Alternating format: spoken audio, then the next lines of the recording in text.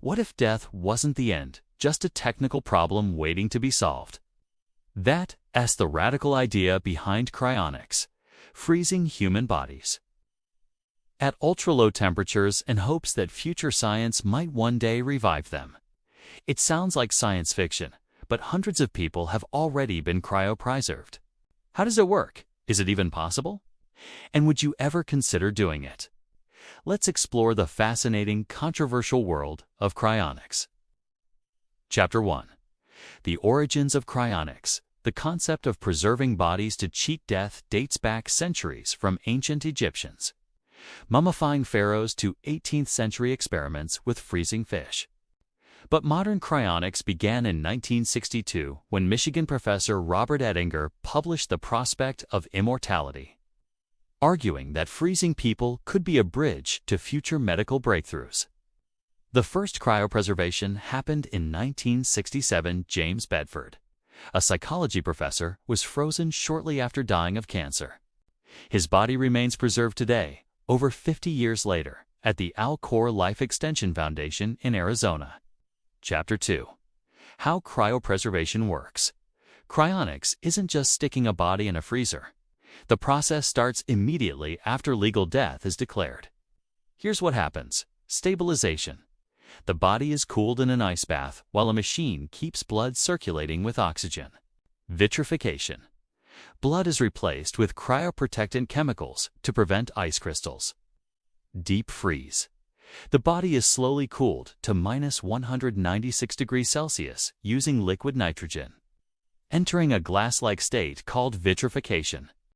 Long-term storage. The body is placed upside down in a giant thermos-like dewar, where it can theoretically stay preserved for centuries. Some choose neuropreservations, just freezing their brain, betting that future tech could regrow a body or upload their mind. Chapter 3. The big challenges cryonics faces: huge scientific and ethical hurdles. Ice damage. Even with cryoprotectants, some cellular harm may occur. Revival tech. We need nanobots or advanced biotech to repair tissues and cure the original cause of death. Legal gray areas. Cryonics exists in a loophole. You're legally dead, but hope to be clinically dead temporarily. Cost. Preservation runs $28,000. It's $200,000, often paid via life insurance.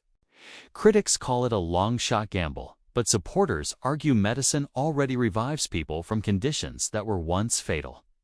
Chapter 4. Who's doing it? About 500 people are currently cryopreserved, mostly at 2 U.S. facilities. Al-Khor, home to sci-fi writer Larry Niven's Frozen Head and baseball legend Ted Williams. Cryonics Institute, where Futurist FM 2030 is stored.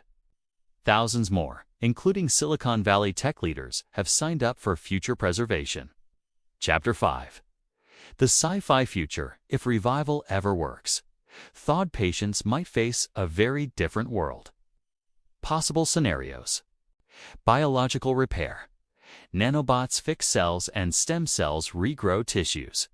Mind uploading. Brains are scanned into computers. Legal battles. Are you still you? Who inherits your assets after 200 years? Ethicists debate whether this is hopeful or hubris playing God versus extending human potential. Final thoughts. Cryonics sits at the edge of science and speculation. It may be a long shot, but as one researcher put it, being frozen is the second worst thing that can happen to you. For believers, it is a bet on humanity's ingenuity that future generations will look back at death the way we see diseases of the past. Would you take the plunge, freeze your body, or is this a bridge too far? Let's discuss in the comments.